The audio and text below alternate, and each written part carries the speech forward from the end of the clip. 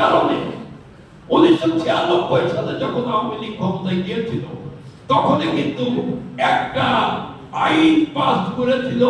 সে আইনের নাম ছিল জননিরাপত্তা আইন।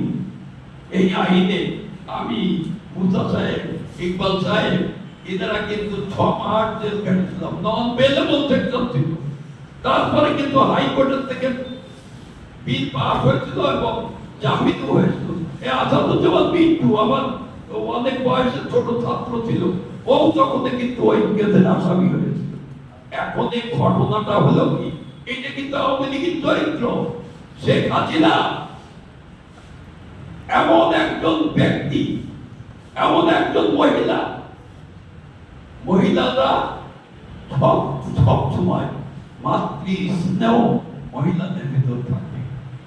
সব আমি লক্ষ্য করেছি, সকল প্রকার মহিলা ভিতরে মাতৃ স্নেহ থাকে, কিন্তু এই শেখ হাসিনার ভিতরে মাতৃ স্নেহটা ছিল, দেশের প্রতি স্নেহ মায়া মহব্বত কিছু ছিল না। ক্ষমতায় এসে কি করেছিল, প্রথমে দেখলো যে যদি ক্যান্টনমেন্ট থেকে কোন রকমে অভ্যুত্থান হয় আমার বিপক্ষে, তার আগে সামরিক অফিসারদেরকে আমি শেষ করব। সেটা কোন কায়দায়? সেটা হলো যে ওই যে